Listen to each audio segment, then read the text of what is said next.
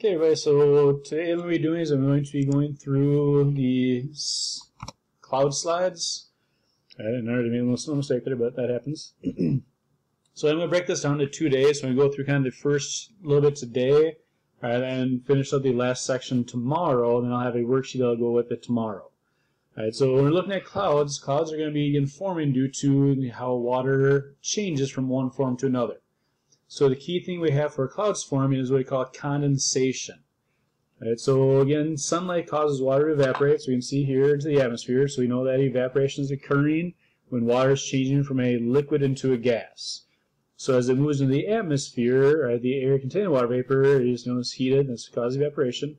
So it rises, it's going to begin to cool. So as it cools, it condenses.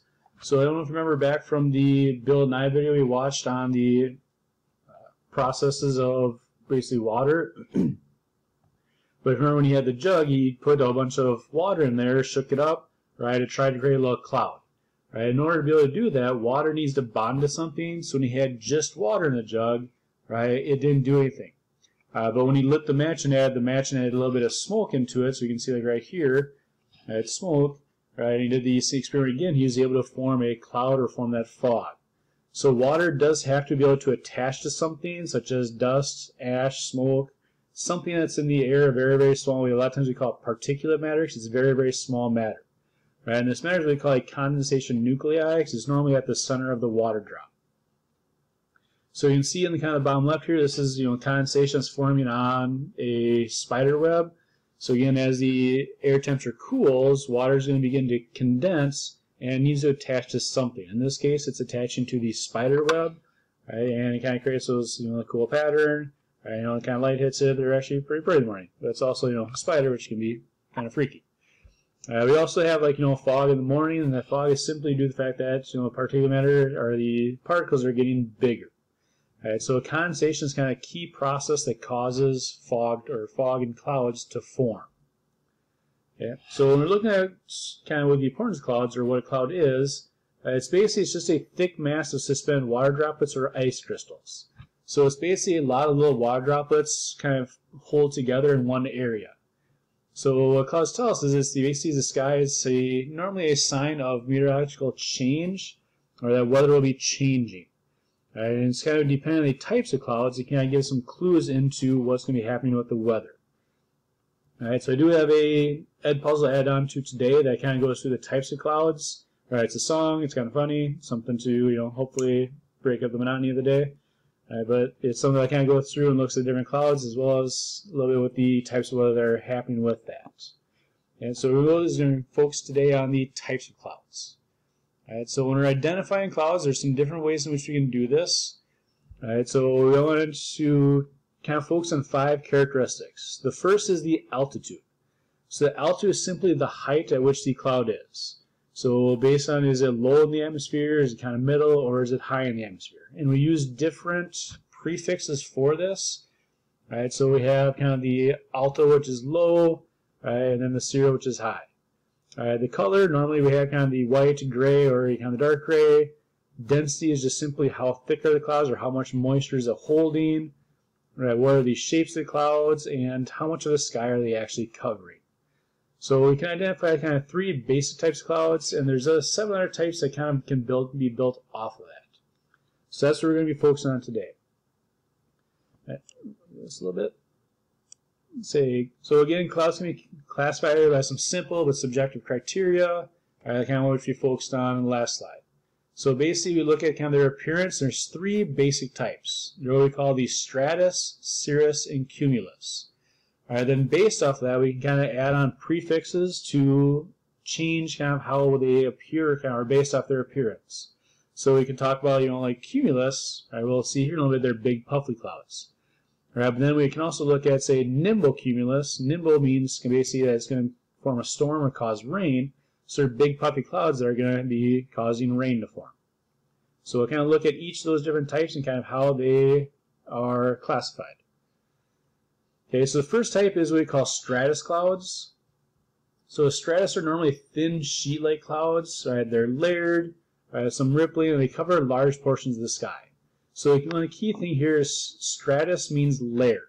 So whenever we see like a layer of something or something that's formed as kind of a layer, we consider it a stratus cloud. So a lot of times, think stratus flatus, they cover large areas, they tend to be flat, right? When air is formed, it's forced up slowly. All right, so as the air is kind of moving up, they form in very, very slow patterns. A lot of times they appear, gray and very thick. They can cause rain, but rain normally comes from, the cumulonimbus. But these kind of have more of what we consider like a drizzly or a calm rain. Okay. So next one then is the cirrus clouds. So these are very thin white clouds with like a feathery appearance. So you can see kind of here, they're kind of thinner, they're very, you can almost see through them, right? And these ones are found very, very high in the atmosphere. Okay. This up a little bit. So a lot of times they're 30,000 feet, so they're up towards the top of the troposphere, right? They're normally formed from ice crystals. So when we have cirrus clouds, it normally means that we have pretty fair weather, right? And they kind of point the direction the air is moving. So for us, since it's higher in the atmosphere, they're affected by the jet stream. So cirrus clouds almost always move in kind of that westerly direction. Because remember, we live in the westerlies for the wind movement or the kind of global winds, right? So they can be a sign of approaching storms. But again, normally if we can see cirrus clouds, that means it's nice out. Remember, these are they are formed by ice crystals. And the ice crystals and nice weather normally don't go together. But these are found higher up in the atmosphere, which causes them to be cold. Remember, as we move higher in the atmosphere, right, the colder it gets. Okay. So sorry, I had to pause that. I had a timer going off in the background, and I had to turn it off quick. Okay. So again, cirrus clouds, they tend to be thin and wispy, and they kind of form higher up into the atmosphere. Okay. Then we have cumulus clouds. These are the ones that we kind of think of. These are kind of big, fluffy clouds, right? So clouds that are kind of flat on bottom, so they kind of form that kind of the base layer of where the temperature changes. A lot of times, they look cauliflower-like, but they're basically big and fluffy, and they are vertically forming, which means they form kind of moving upwards through the atmosphere. So they kind of tend to be taller, right? And basically, kind of the air is forced up rapidly, and therefore rises higher. And so these are kind of the big fluffy clouds that we kind of think of when we're kind of picturing clouds normally. Right? So again, kind of the most prominent during the summer. We see these fairly often in the summertime due to that sudden rapid, or when we see rapid temperature change, or it warms up very, very quickly. Okay.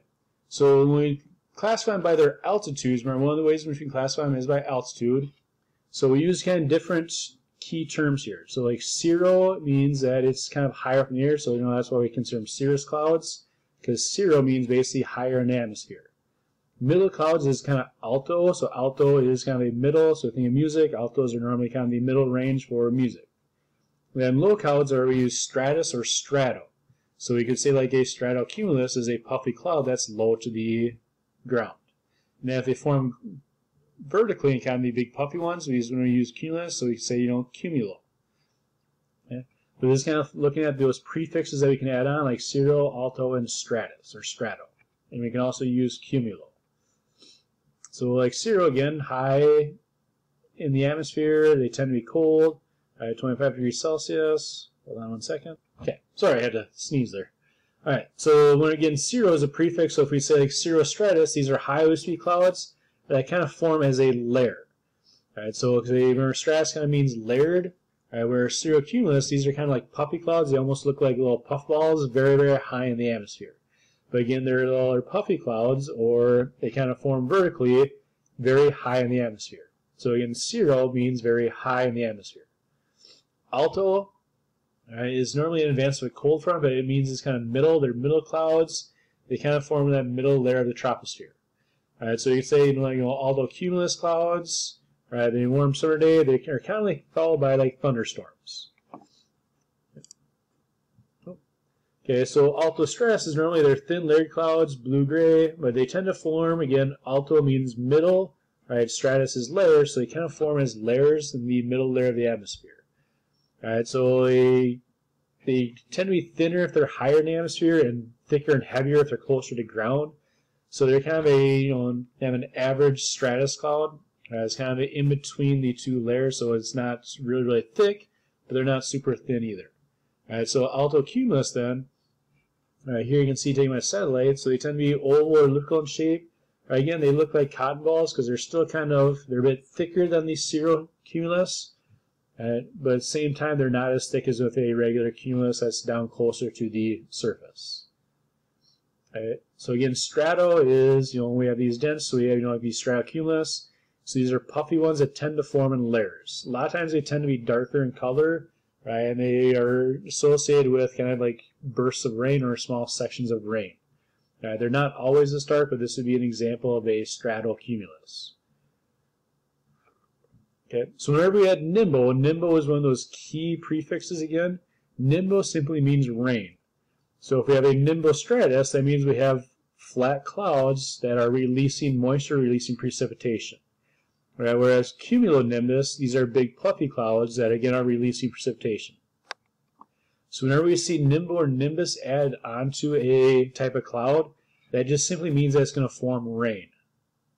Okay, so that's where I'm going to pause for today, and I'll finish up the cloud slides tomorrow.